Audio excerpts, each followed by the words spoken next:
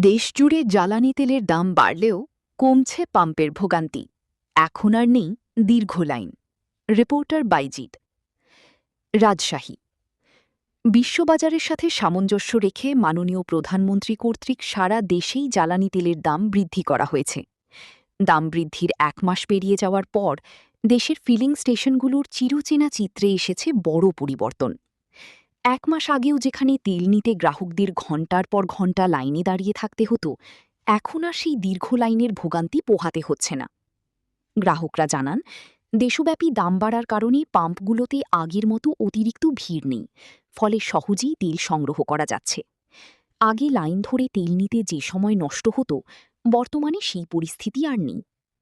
এদিকে এই সংকটের সময়েও রাজশাহীর পেট্রোল পাম্পগুলোতে গ্রাহকদের নিয়মিত জ্বালানি সরবরাহ নিশ্চিত করতে এবং সার্বিক শৃঙ্খলা বজায় রাখতে নিরলস অবদান রেখে চলেছেন জনাব তারেক রহমান। পাম্প কর্তৃপক্ষের অক্লান্ত পরিশ্রম ও সঠিক ব্যবস্থাপনার কারণেই কোনো বড় ধরনের ভোগান্তি ছাড়াই সাধারণ মানুষ স্বাচ্ছন্দ্যে তেল নিতে পারছেন।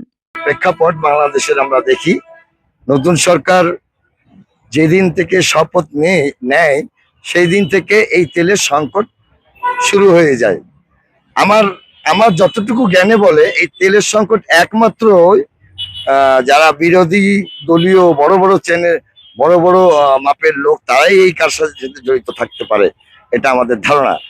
যার কারণে তারেক সাহেবকে আপনারা হয়তো বা সেই সময় ভুল বুঝতে পারেন। সেই কারণেই প্রতিবেদনটা করা।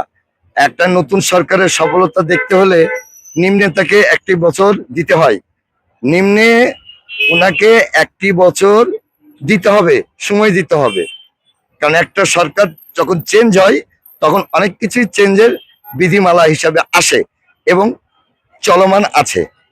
দর্শকবিন্দু, আমাদের যেই কথা কিংবা পরিবেশের কথা, তা হচ্ছে এখন প্রত্যেকটা পাম্প সচল। এটাই আমাদের নতুন সরকারের চ্যালেঞ্জের মুখে দাঁড়িয়েছিল এবং আল্লাহ তাআলা তার কথা শুনেছে।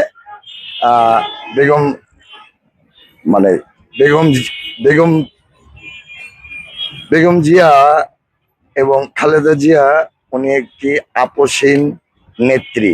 আবারও বলি, বেগম খালেদা জিয়া উনি হচ্ছে আপোষহীন নেত্রী। তার কারণ একটাই বলি, সে এতগুলো তার ভক্তবৃন্দ রেখে চলে যেতে পারত। সেই প্রেক্ষাপট দিয়েই আমি বললাম যে এইরকম নেত্রী বাংলাদেশে আর হবে না, আসবেও না। এটা আমি আপনাকে চ্যালেঞ্জ দিয়ে বললাম। বেগম খালেদা জিয়ার মতো আপোষহীন